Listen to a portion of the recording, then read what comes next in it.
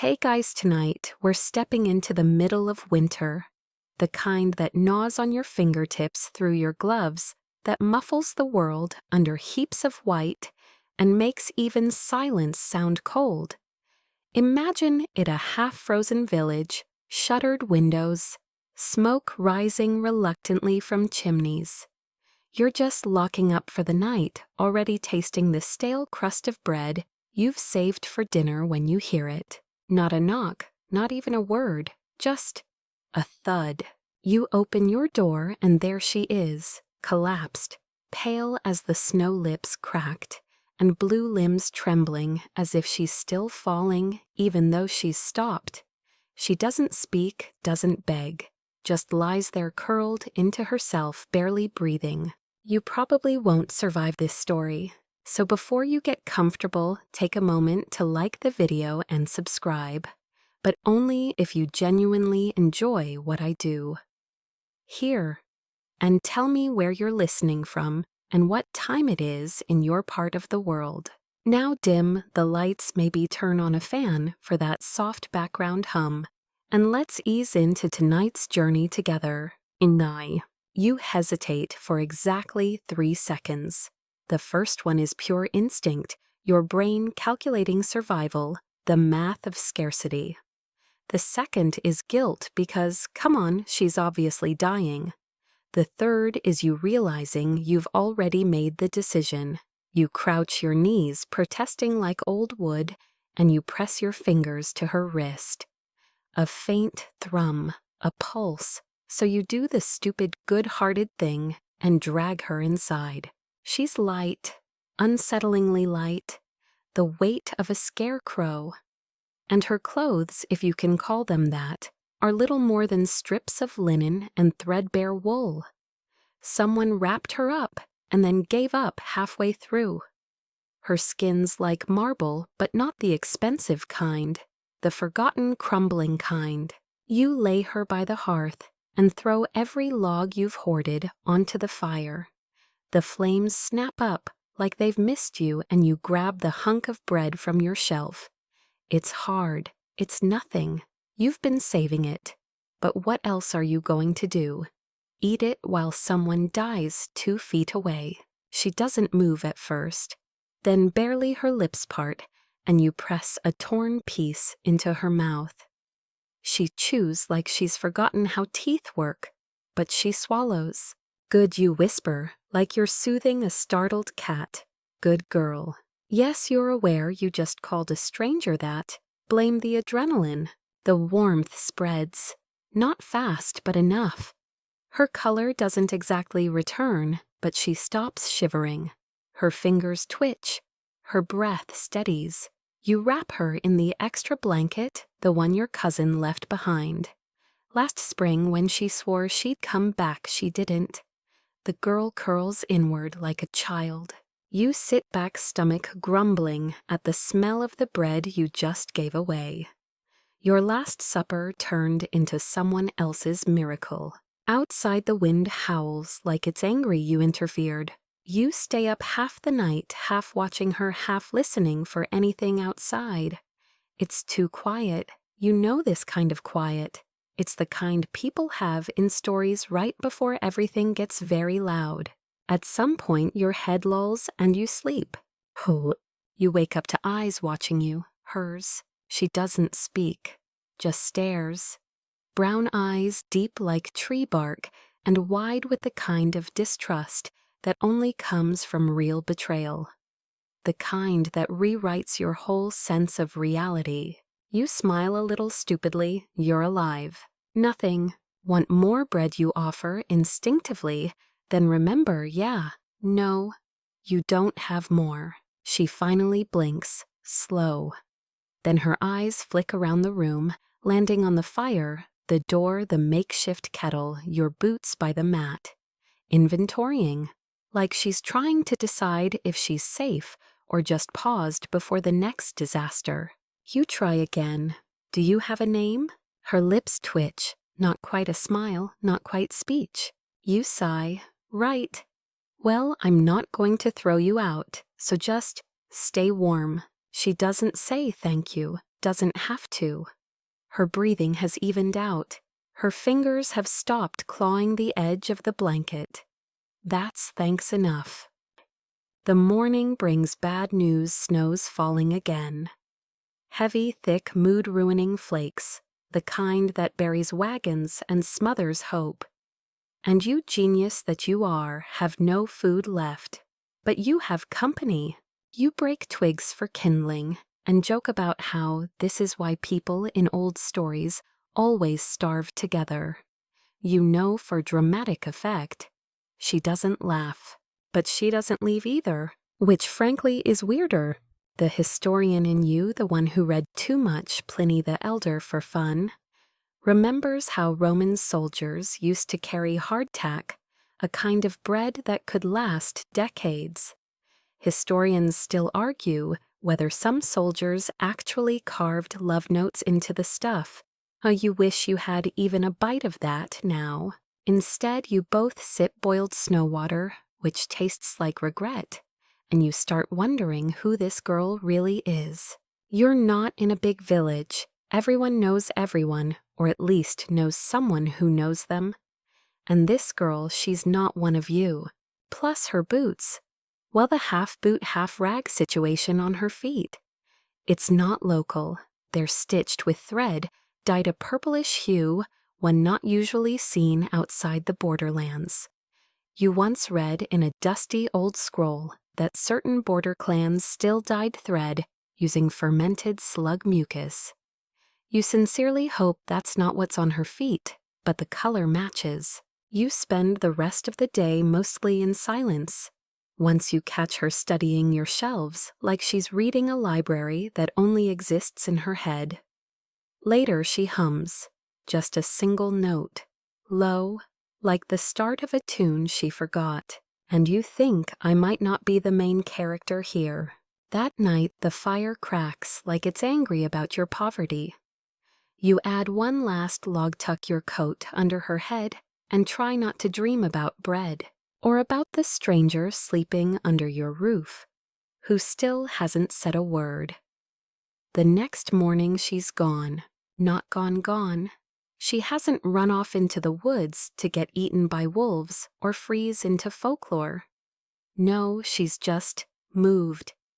She's standing by the window, arms crossed tight over her ribs, like she's trying to hold herself in one piece. Her silhouette looks like it belongs in a painting that would end up in a dusty museum. No one visits mysterious girl winter light, slight shiver. Title, girl with secrets and no shoes. You sit up on your creaky cot and clear your throat. Good morning. She doesn't answer, just keeps looking out like she's expecting someone to find her. Or worse, hoping they won't. You try again, still no name. She turns just enough that her eyes meet yours, and then she shakes her head. Not a slow, sorrowful shake, a sharp one. Like the idea of giving you that is dangerous. Fine, you roll out of bed joints cracking like a medieval drawbridge and put on the least damp pair of socks. Well, mystery girl, I was planning to scavenge today, try to find something edible, maybe even trade a favor for potatoes. She blinks. You're starting to understand her language silence with a strong accent of trauma. You're halfway through lacing your boots when she suddenly moves quick cat-like across the room and places one pale hand on your sleeve. You freeze. She opens her mouth and out tumbles the softest, most cracked whisper, "Don't." You're not sure what surprises you more, her voice or the quiet authority in it. You blink. Why not? Her eyes scan the door like it's a mouth with teeth. Then she murmurs, "They're looking." You pause. Okay, now you officially have questions. Over the next few hours, she says nothing else. You sit bored and increasingly hungry as snow piles higher outside. You try a couple conversation starters, so, ever tried, pickled beetroot and do you read nothing. But she's no longer a bundle of misery in your blankets. She moves with intention. She cleans your single pot, reorganizes your shelves in complete silence, thank you, and at one point braids her hair, using some strange pattern you've never seen, something that resembles the intricate plaits found in Celtic burial carvings. Yeah, you're the kind of person who notices stuff like that. Historians still argue whether those carvings were purely symbolic or coded messages left by ancient priestesses. You'd bet at least 2 copper coins this girl would know. Late afternoon, you catch her tracing a circle into the ash on your hearthstone, a perfect one, with marks around the edge that look familiar but not, half forgotten. You drawing something. She flinches, wipes it away. Now you're really watching her. You start noticing the things that don't add up. Like how she flinched when the fire popped, but not when the window groaned in the wind. Like she's used to sudden sound, but not the kind nature makes. Like how she eyes your rusty knife, not like she fears it, but like she's assessing its balance. Also, there's the scar behind her left ear, small, surgical looking, which in a town where most people still treat fevers with garlic socks, raises an eyebrow. You finally mutter, okay, so you're either a spy or a very well-read ghost. She smirks. A smirk progress. Around twilight, you finally cave and pull out your emergency stash. A tiny sack of dried lentils, probably older than you. You boil them with melted snow and a single sprig of something that may or may not be thyme. The smell is halfway between soup and wet socks, but it's warm, and when you offer her the first cup, she doesn't hesitate. She eats faster this time. Still neat, still silent, but hungry. When she finishes, she looks up at you. You're not ready for the way she stares, like she's about to say something big. And then she whispers, "They think I'm dead." You blink. Who, you ask, but she shakes her head again.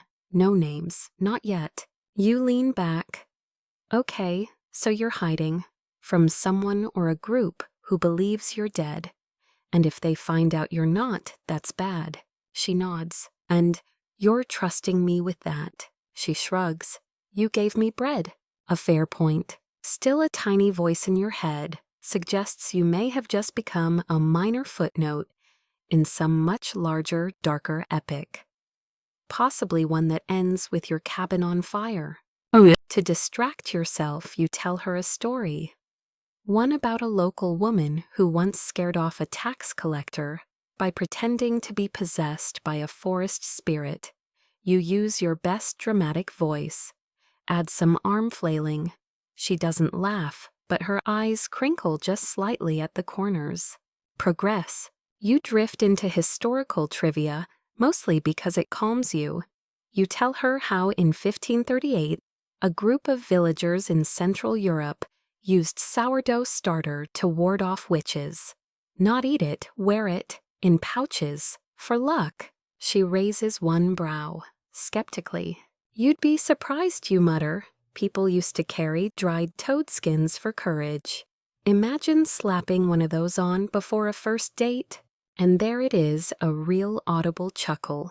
You win. Night falls like a curtain, thick, heavy, final. You light another log. The room is warmer now. Not cozy exactly, but tolerable. You sit on opposite sides of the fire. She pulls the blanket up to her chin. You keep sneaking glances. You can't help it. This girl is something else. Something stitched together out of secret snow and survival instinct. You're not stupid. You know she's trouble. But trouble with a cause. Trouble with a name she won't say. And a past that sounds more like folklore than fact. And somewhere between her whisper of, "They think I'm dead," and your terrible lentil soup, you decide you're not going to let her go just yet. Because maybe, just maybe, this isn't just her story anymore. Maybe it's yours now, too. Snow has a way of erasing time. The third morning arrives, wrapped in the same pale silence as the last two, and you half wonder if you've slipped into some old Norse saga where nothing changes except the position of the sun. You wake to find her already up again, crouched by the fire, like she's coaxing warmth out of it with sheer willpower. She doesn't look at you, she doesn't have to. The atmosphere is thick with something that doesn't need words anymore. You groan as you sit up. How's the apocalypse? She glances at the window, then shrugs. Outside, the snow keeps falling. The wind has changed direction, blowing in sharp, flat gusts, now piling drifts against the door. You're officially trapped. Your pantry's empty. Your emergency lentils are gone. And the girl this haunted, half-starved mystery with secrets stitched into her silence is still here. And strangely, so are you. After a half hour of sitting in hunger-flavored silence, you ask, "Can you cook?" She tilts her head. Like food, fire, anything beyond boiling things in sadness. She nods once, then moves to the back wall where you keep your "Why do I still have this crate?" She rummages like a raccoon in a survival manual and comes up with a dried onion, a shriveled apple, and miraculously a pouch of barley you forgot about. You blink. "Marry me." She doesn't even smirk this time, just starts cooking. And what she makes, honestly, you don't know how she does it. She throws the barley in a pot, slices the onion, paper thin, dices the apple like it offended her family, and adds something from a pouch you didn't see her take out. She tosses in a few herbs from your dried shelf, then lets it all simmer until it smells like memories you didn't know you had. You're watching her like she's a TED Talk with knives. "Where'd you learn to do that?" you ask. She shrugs. "Monks?" You blink. "Like religious monks." She nods. "Cool. Were they like friendly monks or the we talk to ghosts and sleep on nails kind?" She stirs the pot, doesn't answer, but her mouth twitches again, like you're the weirdest entertainment she's had in years. You eat together, sitting on the floor, bowls warm in your hands. You savor every bite, not just because it's food, but because it's real, tangible. A thing you can hold, taste, survive on, which is more than you can say about whatever's out there waiting for her. You lean back against the wall. So, they think you're dead. You lived with monks. You cook like a traveling bard with a secret past. And you won't tell me your name. She nods. "Any other mysterious attributes I should know about? Do you speak to owls? Know where the Holy Grail is buried?" She looks down at her bowl, then says quietly, "I ran from a fortress." "Okay, now we're getting somewhere." You wait. Nothing else comes. You raise your eyebrows motioning and she presses her lips together. "I can't talk about it yet, but I didn't steal anything if that's what you're thinking." You weren't, but now you are. She stands abruptly, goes to the window, and lifts the edge of the curtain. "What are you looking for?" You ask. She says one word, "Tracks," and that's when your brain stops spinning jokes and actually starts absorbing the gravity of this. Someone might come for her, someone who thinks she's dead, someone who doesn't want her found.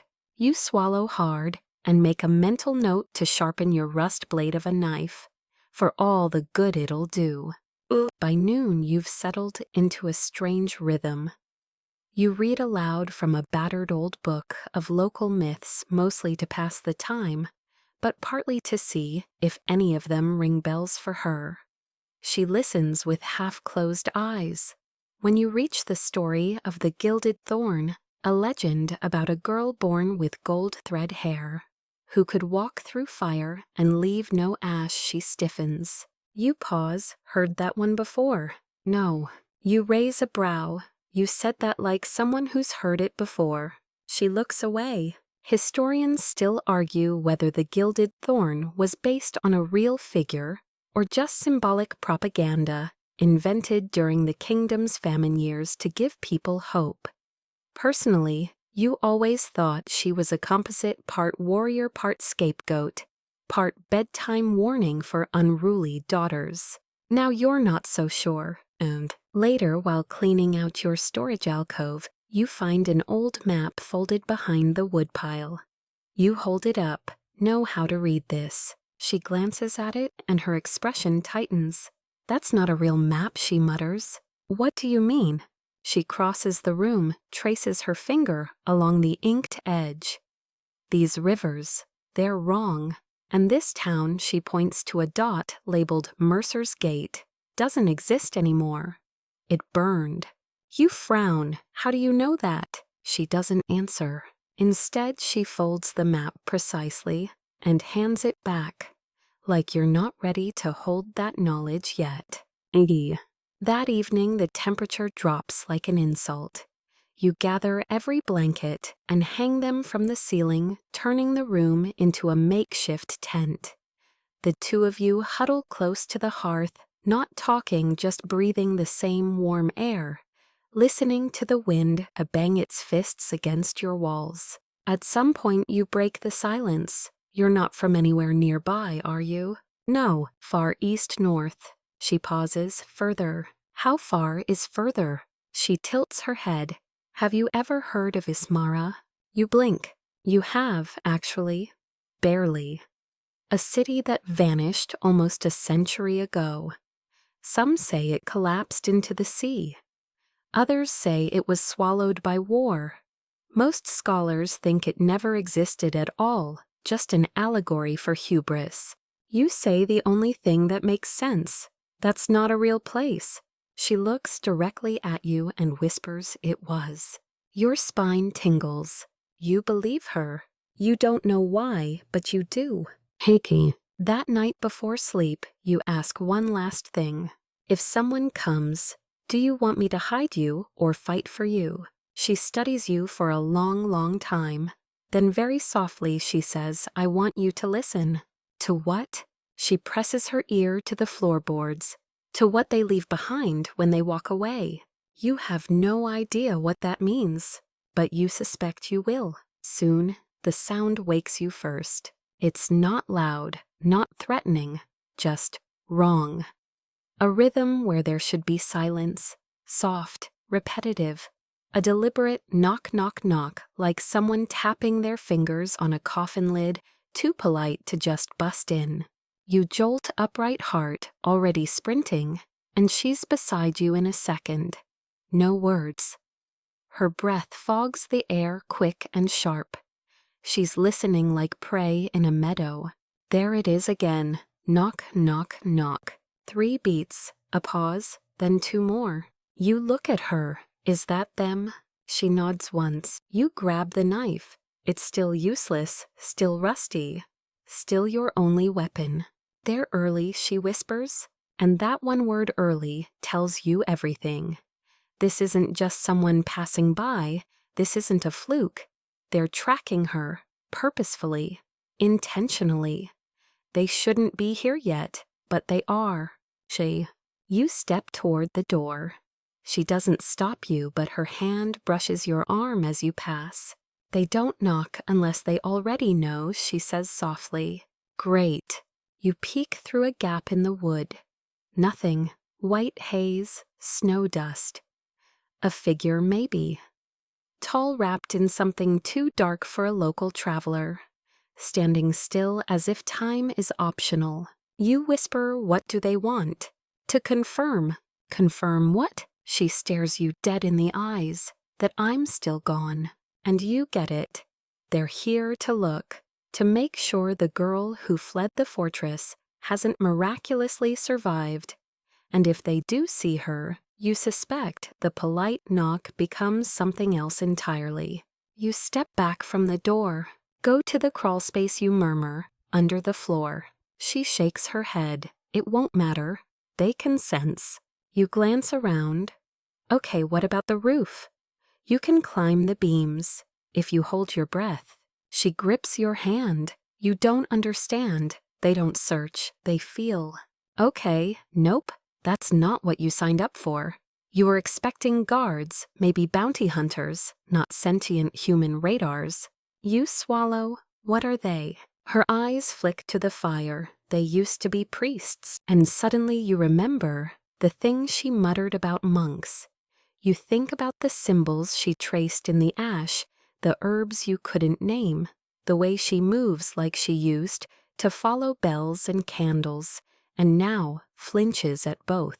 You lower your voice. And you, she whispers, I was supposed to be one of them. Uh-oh. The knock comes again. Only this time it's not on the door. It's on the wall. Low, hollow, measured. She freezes.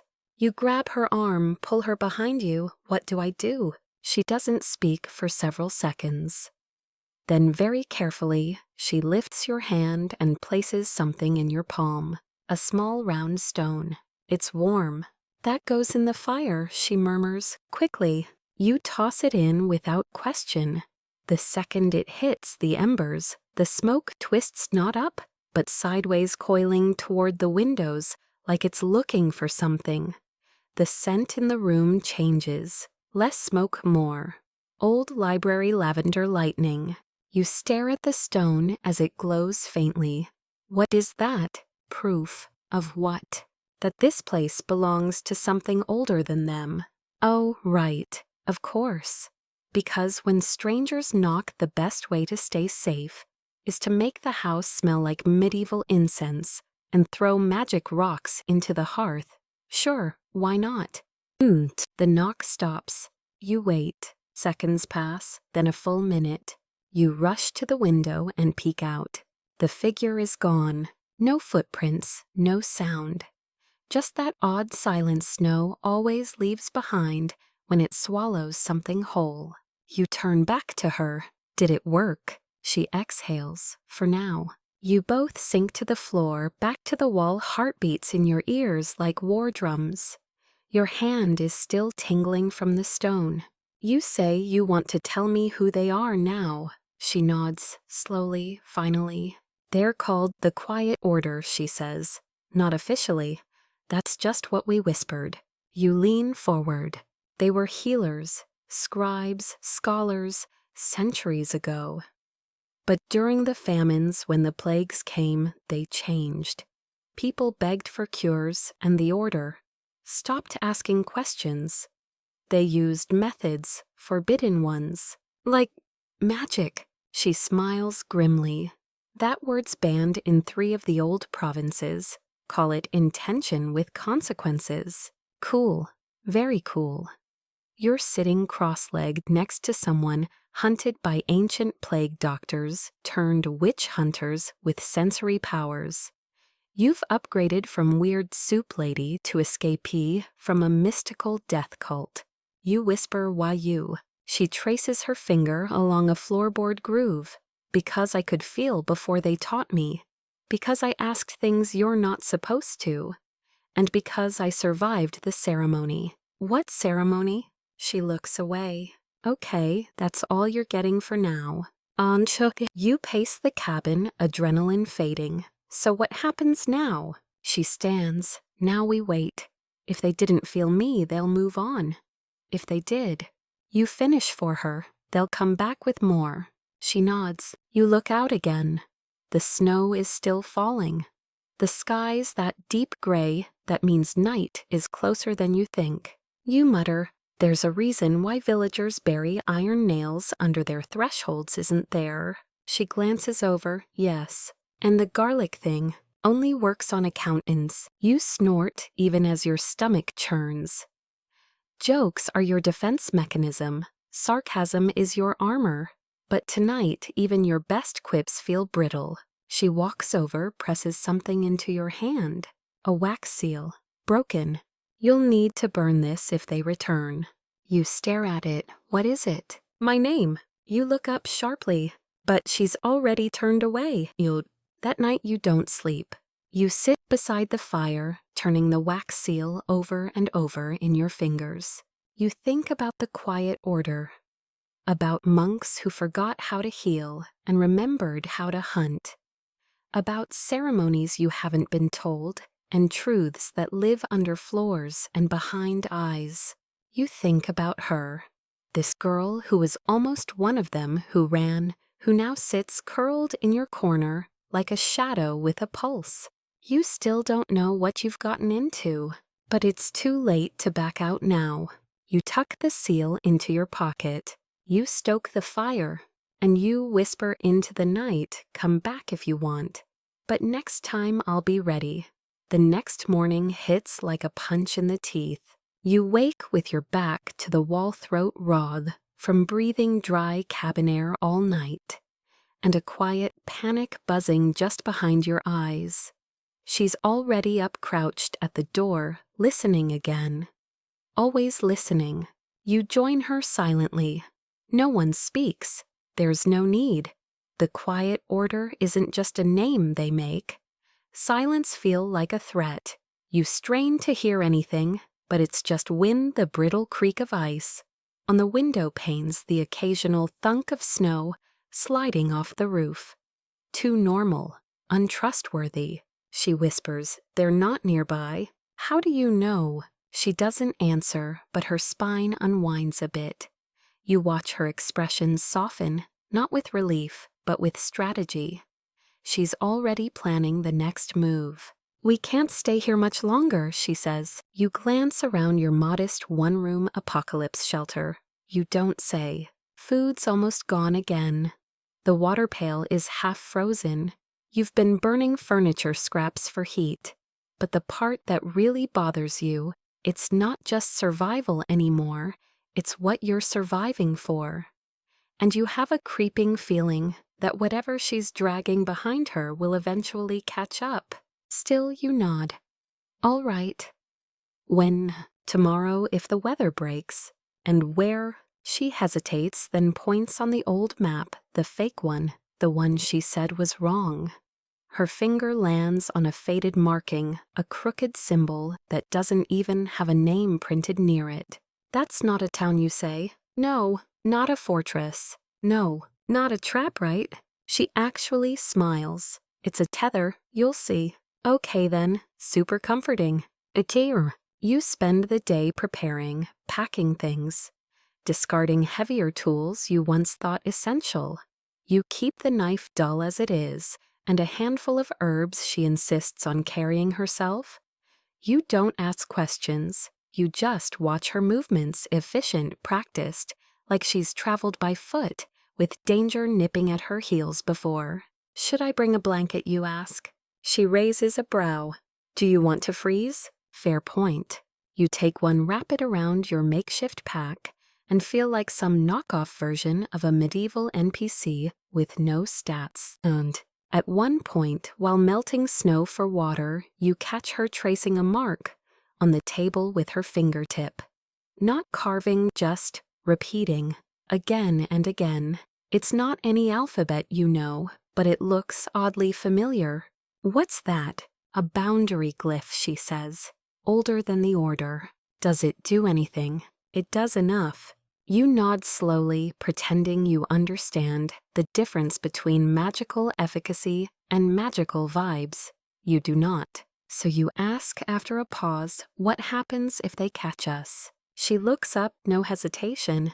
"They won't catch you." You blink. "That's not really the reassuring part I was hoping for." She straightens. "They'll want me, not you. If we split, you survive." And just like that, the quiet panic from this morning comes back amplified. "You're planning to leave me behind." "I'm planning for the worst." "Well, stop.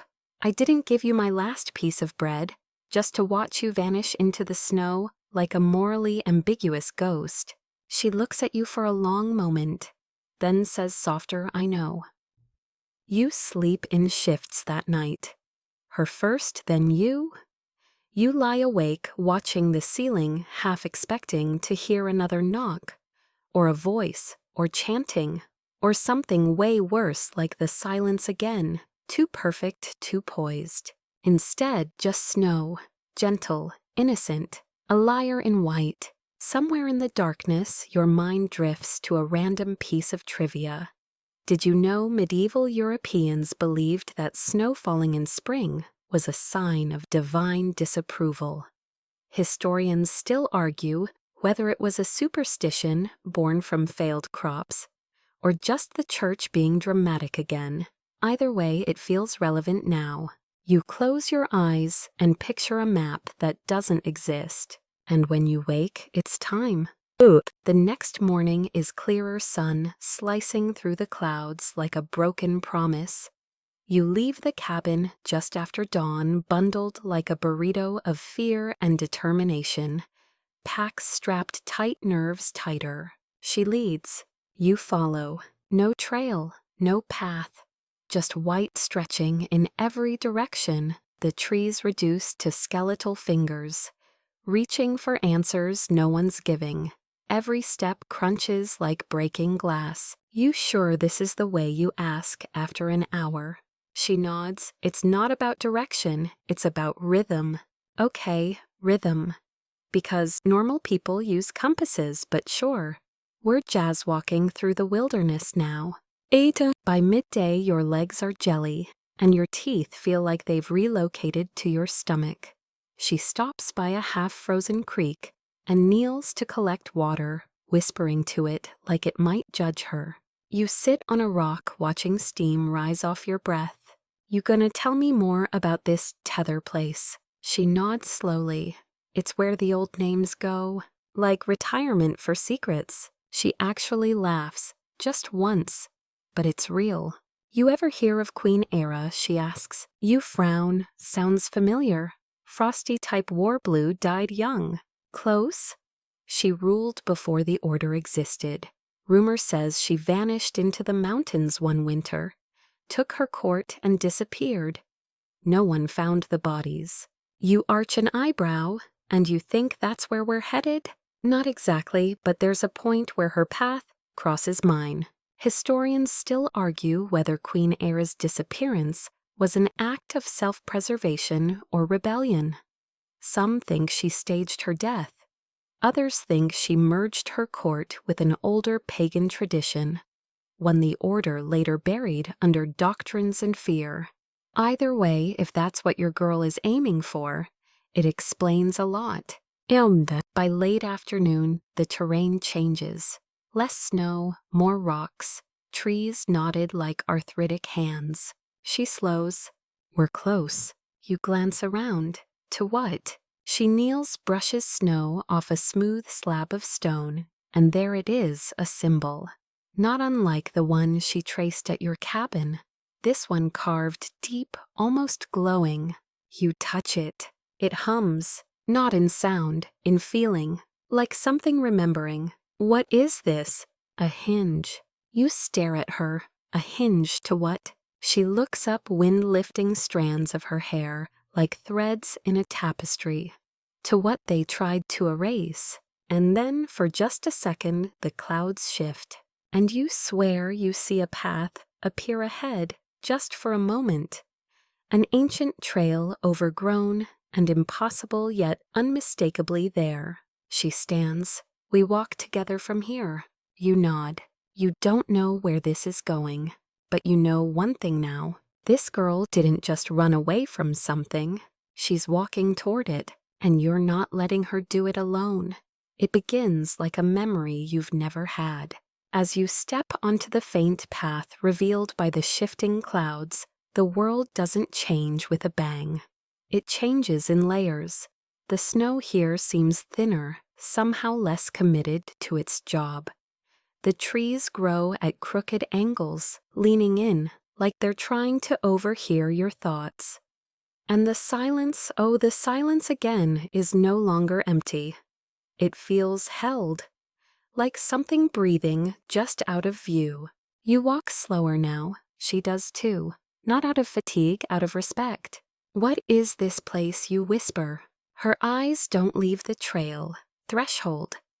If you don't believe in things, they won't bother you. But if you do, they might listen. Perfect. A possibly sentient crossroads that responds to belief. That's exactly what your therapist would have recommended. By midday, the cold feels different. Not warmer, just less sharp. The wind no longer tries to bite your skin. Instead, it feels like it's watching, curious, waiting. She suddenly stops. You stop too. What is it? She turns slowly. This is where they stopped. You scan the area. Who? The order. They chased someone here long ago. But they wouldn't pass this point. You frown. Why? She places her palm on a lichen-covered stone, murmurs, something you don't catch. Then says, because even they knew what lived beyond it. You stare at the stone.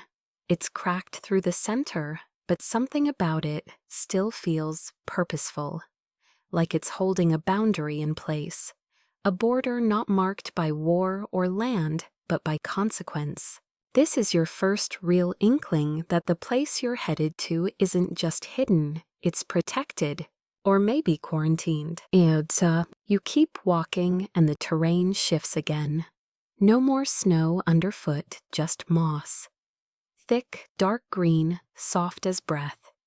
Trees begin to widen, some of them hollowed by time, others blooming with pale blue fungus that glows faintly under the canopy. It shouldn't be spring yet, you murmur. It isn't, she says, not there. Where? She points back the way you came, in their world. You don't like the phrasing. It suggests you're not quite in that world anymore. And the more you walk, the more you're sure of it. This place has rules, but they aren't written in any language you've studied. You glance down at your boots' mud now caked thick across the soles, and wonder if you'll ever be able to walk normally through a city again without feeling like pavement is lying to you. And me too. Eventually you reach a clearing, and you see it. Not a castle, not a temple, not ruins, just a ring of standing stones waist-high evenly spaced, circling what looks like a dried-up pool.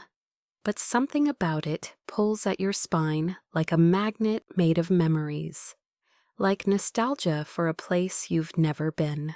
She kneels at the edge of the pool. This is it, she says. You approach slowly. This is the tether. She nods. The order couldn't destroy it. They tried. They failed. You peer into the hollow. It's empty, just cracked stone and tangled roots. So what now? She looks up at you and says, now we call her. Okay, yeah, that's not ominous at all. Her who you ask. The one who came before them, she says. The one they erased. You open your mouth to argue, but something in her voice stops you. She lights a small bundle of herbs, some of which you remember from the cabin, and places them in the center of the ring. Smoke curls upward, gray at first, then lavender, then so dark it's almost blue. She begins to hum.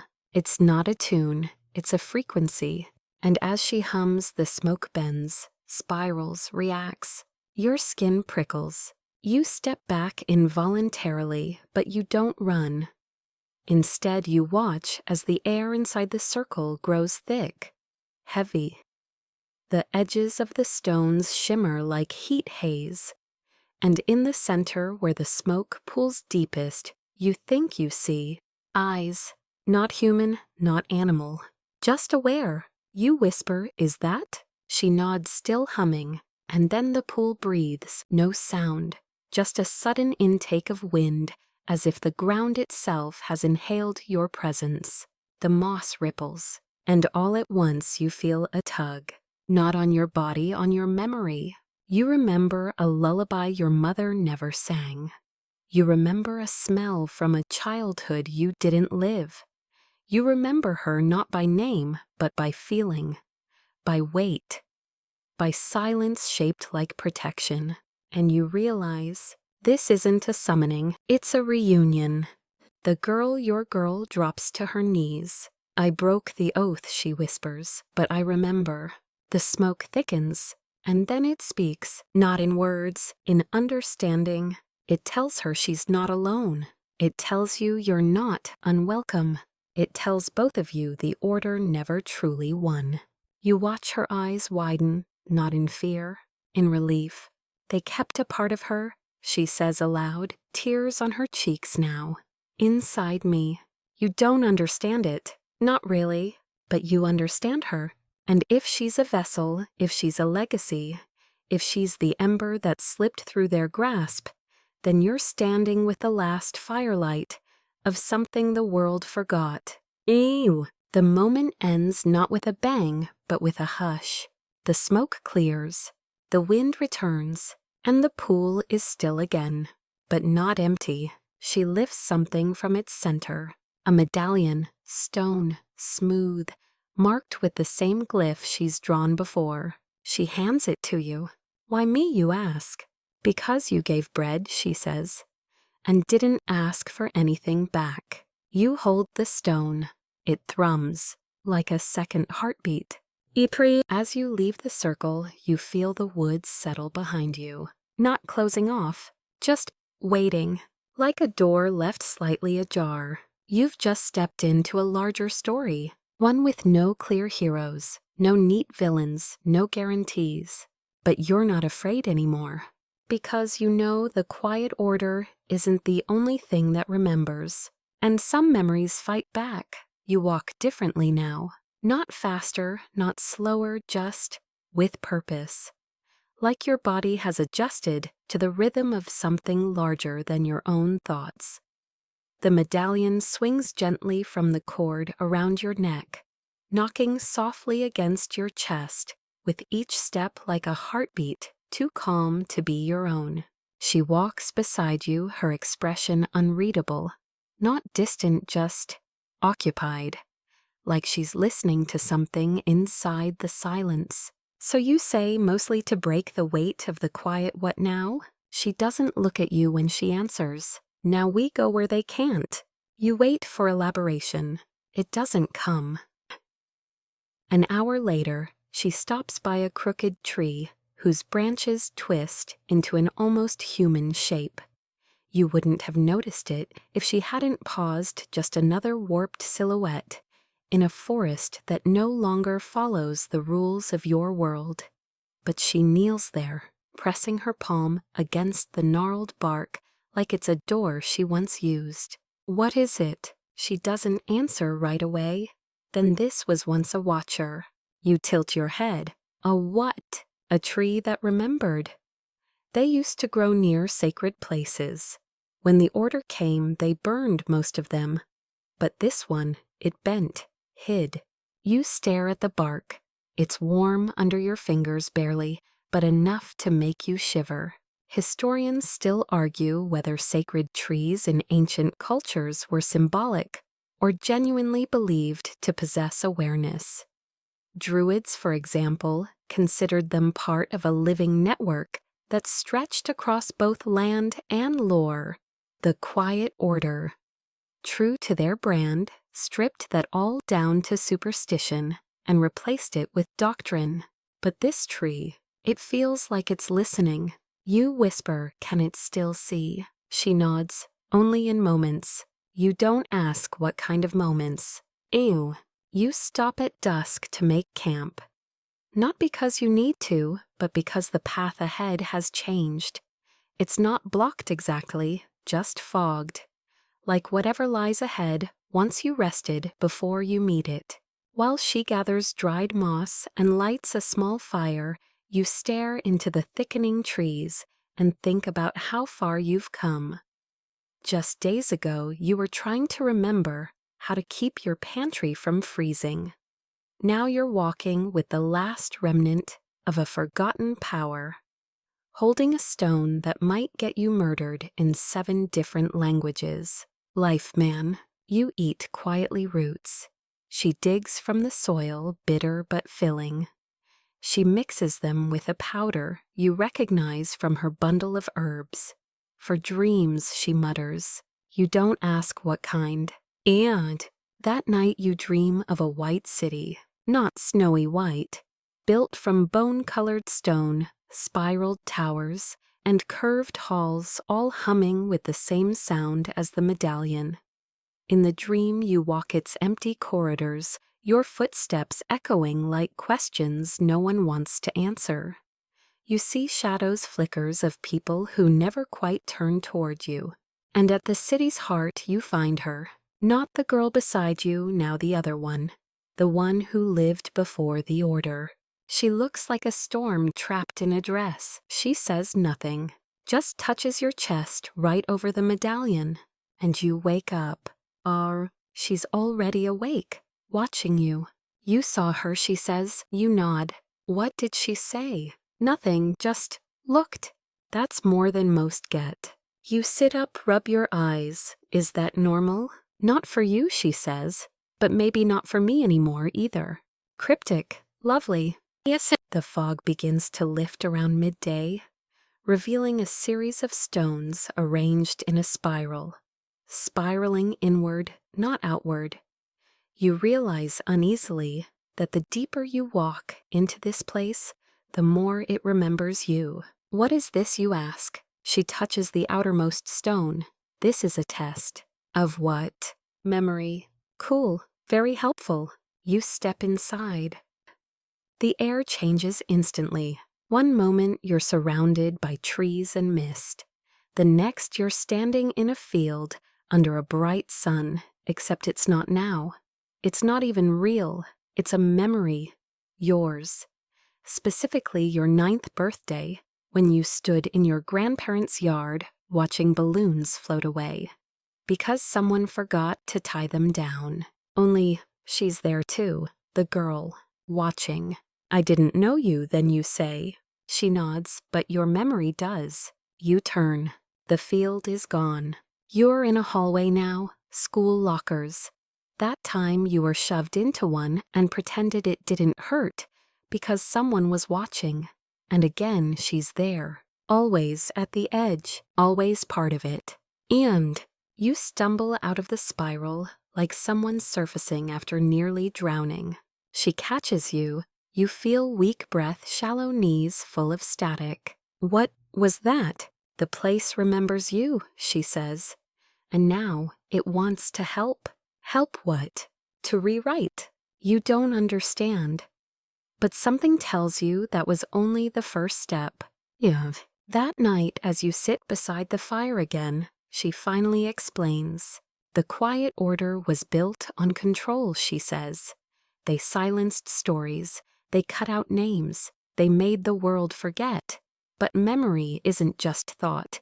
It's place. It's rhythm. It's echo. You look at her. So what do? We leave louder footprints. For a moment, neither of you speak. Then you glance toward the trees and murmur. Did you know the Mongols believed memory lived in bones? Not the brain, bones. That's why they burned enemies after battle, so the spirit wouldn't remember and come back for revenge. She smirks. You read too much. Yeah, you say, and you hug too little. She actually laughs. It's the first time in days the forest doesn't feel like it's watching. It feels like it's smiling. That night you sleep with the medallion in your hand. You don't dream. Not exactly. But something watches over you. Something old and kind and patient. You wake to silence, but not the uneasy kind. This one is soft, generous, like a friend who knows you need a minute before starting the day. The girl is already up as usual, crouched beside a patch of dark green ivy growing in the shape of a question mark. You'd think it was coincidence, except nothing here does coincidence anymore. Today, she says, we find the last mirror. Mirror. She nods. It doesn't reflect faces. It shows consequences. Of course it does, because heaven forbid a mirror just mirror. Still, you pack up and follow her through the increasingly alien terrain. Trees now arch overhead in perfect geometry, like nature tried to be an architect and accidentally invented a cathedral. The light filters down in faint golds and strange violets, as if stained glass had no patience for human buildings and came here instead. The air feels charged, like you're standing in a place that remembers being sacred. You don't speak. Even your footsteps try to be polite. By midday you reach a ridge. Below, a lake curves into the valley, its surface a perfect dark glass. You'd call it pretty except something about it feels deliberate, like the lake knows it's being seen. That's it, she says, the final memory. You squint. What happens when we look? She hesitates. We see what would have happened if she hadn't made it out. If I hadn't. You glance at her. Are you sure? She doesn't answer. Which by now is an answer. Climbing down is easy. Suspiciously easy, in fact. No sudden drops, no thorny underbrush. Just smooth earth and a clear trail. That's what makes it worse. The lake wants you there. It's inviting. When you reach the edge, you both stop. The wind dies down, and the surface stills. She kneels and touches it. Nothing happens. Then she says your name, and the lake responds. Not with movement, but with a vision. It hits you like a blink stretched too wide. You see the world as it would have been. The starving girl knocks at your door, and you're not there. Or worse, you are, but you hesitate.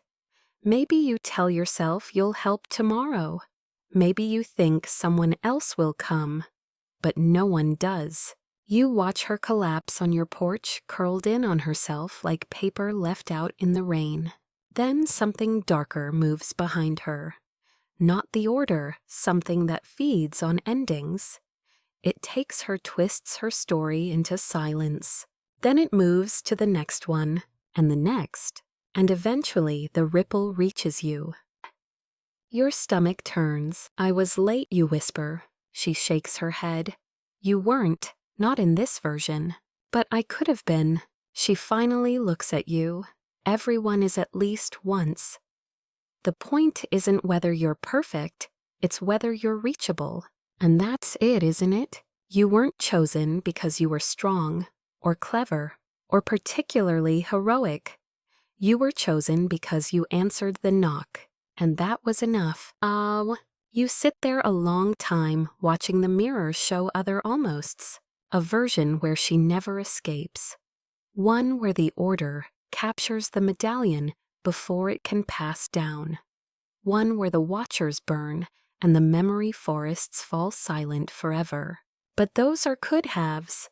You're living in the D, and that makes all the difference. Eventually the lake dims. The images fade. You both stand, and she says we have to return now. To the cabin.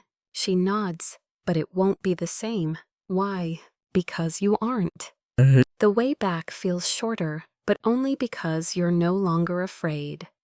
The forest, once a maze, now feels like a storybook you've read too many times to get lost in. As you walk, you pass the crooked tree again. It's blooming. Pale flowers shaped like tiny eyes. You touch one gently, and it doesn't flinch. It welcomes. You glance at her. Do you think the order will follow? She considers this. They might, but they'll be walking into a world that's awake now. Sounds dangerous? Good. Back at the cabin, the snow is gone, replaced with moss sprouting herbs, and the faintest outline of another spiral forming just outside the threshold. You stand at the door and hesitate, not out of fear, just awe, because now you understand what it means to guard something. She places her hand on your shoulder. This is where I stay, she says. You blink. Wait, what? This place is a tether. It needs someone to remember it, to keep the ripple alive. You shake your head. But what about me? You'll carry it forward. She smiles. You're not done. Katil, you don't argue. Not because you agree, but because somehow deep down you knew it would end like this. Some stories don't finish. They just change hands. You hug her. She hugs back. And in that moment, it feels like the world gets a little warmer. Like all those ancient threads, the ones tied by grandmothers and mystics, and people who refuse to forget, just tightened a little around you. You step off the cabin's porch and start walking. This time you're not heading back. You're heading on. And the medallion, it hums, not just with memory, but with invitation. You walk until your legs ache, past the place where the path dissolves into meadow, past the stones that no longer spiral but stand upright like sentinels waiting to be named, past the markers that once warned you not to tread too far, now flipped over or softened by time. And still the medallion hums, not loud, not demanding, just present. You pass an old mill, long rotted and half swallowed by brambles. But someone recently has left a mark in the doorframe, a circle drawn in charcoal with a line through it, like a closed eye. You hesitate, then knock. No one answers. Still something watches from behind the stillness. You stay the night under its collapsed roof. The wind sings through the beams like a broken flute. You fall asleep staring at the moon through a jagged hole in the ceiling, and wonder how many stories used to live here, how many whispers slept between the walls. You dream again, this time of a boy, thin, hollow-eyed, clutching a torn sack of grain like it's worth more than gold. He stares up at you from some alley lost in time.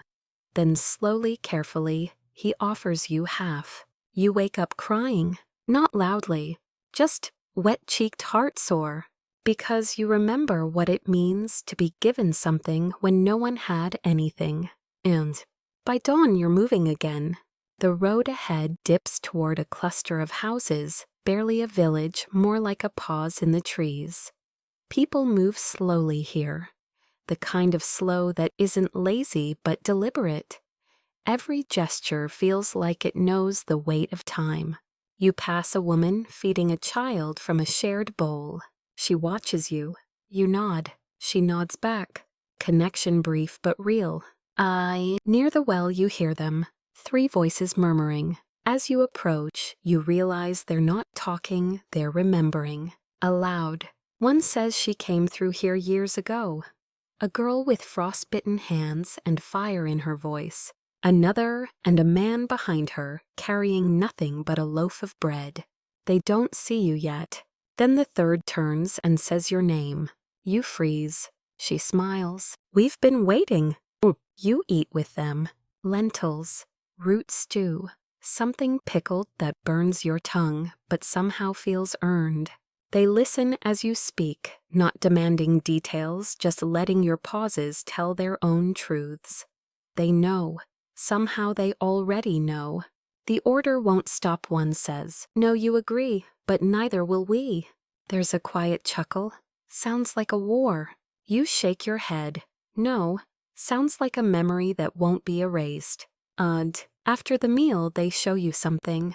A cellar door under an elder tree. Inside, shelves lined with scrolls, drawings, maps, names. Names carved into wood, written in charcoal, inked in blood and berry juice. Names whispered too many times to ever be forgotten. This is where the stories hide, not behind walls, under them. You find a scroll marked with the same sigil as your medallion. The text is in a language you don't speak, but your fingers remember it. Like your blood's been waiting for this sentence your whole life. You trace the letters, and for a moment the cellar warms. Never. Just memory catching fireflies. You stay for 3 days. Long enough to fix the door on the mill. Long enough to help dig new root beds. Long enough to teach one of the children how to skip stones so they don't just sink but sing.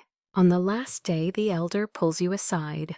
Memory is a soft rebellion, she says, but it sharpens. Keep walking, not for revenge, for echo. You ask her name, she gives it, and then asks for yours. You say it, out loud, and it feels like a seed finally sprouting. Before you leave, they give you a ribbon, woven from old cloth, frayed sun-bleached but strong.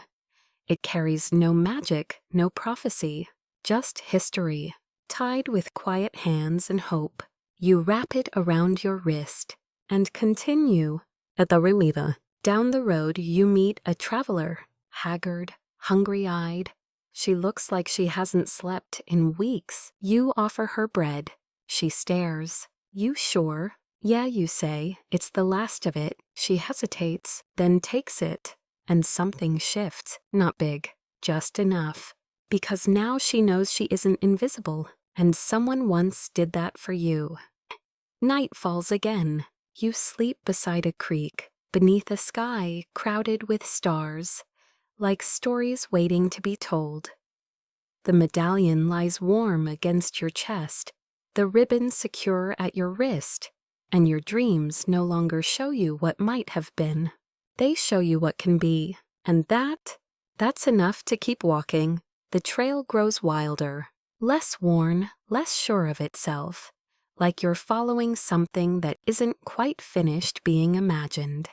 Branches arc lower, almost brushing your shoulders, and the moss underfoot muffles your steps until you start to wonder if you're floating. Eventually you spot it, a crossroads, simple, dirt and stone, 4 ways, no signs. But someone's been here. At the center stands a pole, and tied to it a single red thread, fluttering like it doesn't know it's been forgotten. You touch it. A memory flares. Not yours. The girl's. You see her standing here, same pole, same red thread. She's younger, thinner, and she's not alone. There are 3 others, a man with a stitched jaw, a woman with hollow cheeks, and a child with ink-stained fingers. They tie the thread together, then walk separate ways. You step back, breath caught somewhere mid-lung. The vision fades, but the feeling stays. We all came through here, a voice says behind you. You turn. It's the girl. The girl. Not the one who stayed at the cabin. Not the one who died in the memory mirror. This is the version that never left the trail. The one who kept walking even after she forgot what she was walking for. She smiles crooked and familiar. I wanted to see how far you'd get. You blink. You're not real. Sure I am, she says. Just not here, not now. Then what is this? She shrugs. Memory's last checkpoint. And you sit across from her in the dirt. She tells you about the stitched jaw man. How he could sing in 3 tones at once, even after they broke his throat. How the ink-fingered child could write stories before they happened. How the hollow-cheeked woman could taste lies in the back of her throat. You ask what happened to them. She doesn't say, but the red thread flutters, and you understand. Some stories go unfinished so others can begin. When she stands, so do you. She nods toward the 4th path, the one ahead. You'll find a place there. It won't look like much, just a house. You raise a brow, another house. She smirks. Yeah, but this one remembers being a library. You pause. What do I do when I get there? She steps closer, places a hand over your medallion. Open it. Open what? She taps your chest, and just like that she's gone. And the road narrows again. And then suddenly you see it. A crooked building half swallowed by vines. Its windows long shattered, roof caved in. But when you step inside, the air shifts. Books, hundreds of them, not visible, but present. Each room whispers, not words, just pages turning. You brush your fingers across a wall and feel a spine. It trembles. You pull. A book slides from the plaster. Its cover bears your name. You hesitate, then open it. The first page is blank. The second, a drawing of your cabin. Third, the moment she collapsed at your door. Then it just unfolds, your whole journey sketched in lines and charcoal swirls. Some pages pulse under your touch. Others are cold silent. One is soaked with something like tea and salt. You know exactly which day that was. Then you reach the last page. It's blank again, waiting. You take the ribbon from your wrist and mark it, not with ink, with a word, a promise. You tie the ribbon to a hook inside the wall, not to hide the book, but to invite the next hand to reach. As you leave the room, the wall shivers, not in fear, in relief. Someone saw it, someone named it, and that's how memory survives. Back outside, the air is cooler. Night's falling again, soft and slow, like a blanket being shaken out across the sky. You sit in the grass and listen. Birds shift in the trees. The wind moves like it's translating a language you almost understand. And then you hear it. Not the medallion, not her voice, yours, from far off, telling a story about a starving girl who collapsed at your door, and how you gave her your last bread, and how it changed nothing and everything. You smile, because the story's alive now, in you, around you, beyond you. No longer a question of what you'll do, but what someone else might do because you did. That's legacy, not fame, not finish lines, just continuation. As stars begin to freckle the sky, you lie back, hands behind your head. The medallion hums gently against your chest, warmer than ever. Not with magic, but with memory, because now it knows you remember, you won't forget, and you're ready to be remembered. You wake with dew on your face, not just from the grass, but the kind that time leaves behind when it brushes past you quietly. Everything is still damp with story.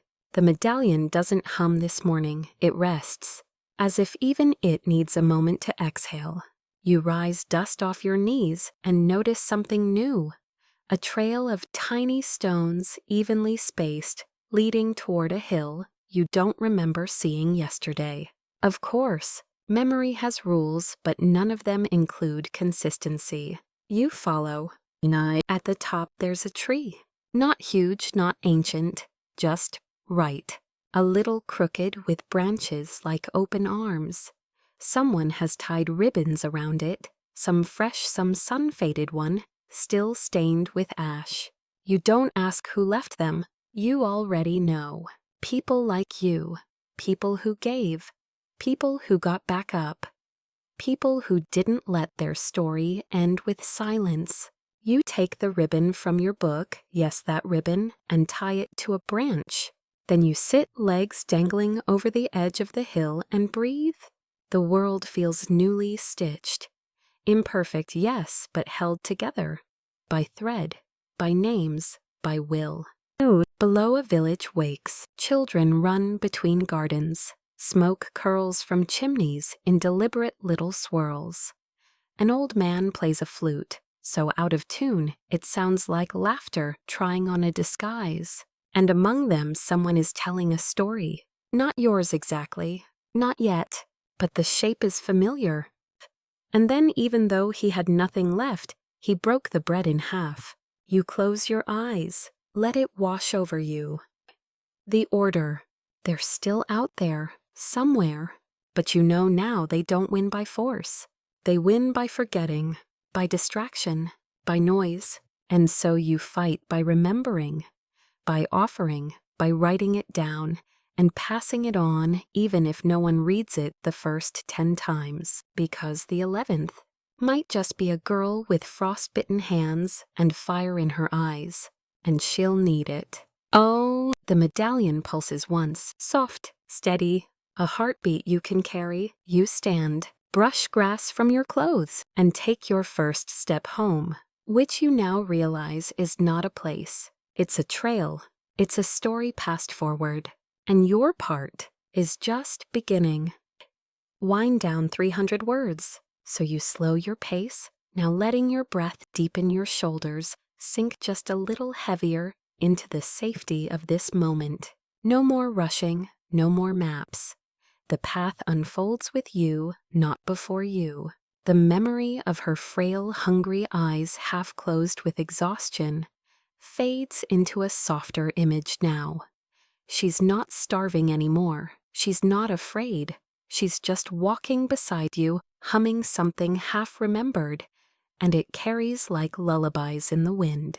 Let that image linger. Let it settle into your bones like warmth after rain. The ribbon on your wrist, that quiet medallion at your chest. The story you've carried for hours and miles and moments they're all still with you, not just as burdens, but as proof that kindness doesn't vanish. It roots, it grows slow but steady, sometimes where no one is looking. And now you're the one someone might stumble across someday, tired, lost, unsure, and maybe, just maybe, they'll find rest in your voice, or a half loaf in your hand, or simply the story you chose to pass on. Take one last deep breath, hold it, then let it go like smoke. The stars outside your window haven't moved much. The hum of night is still there, steady and soft like a friend keeping watch. You're safe, you're seen, and you're not alone. Tomorrow can wait. Tonight you sleep. End of script. Sweet dreams.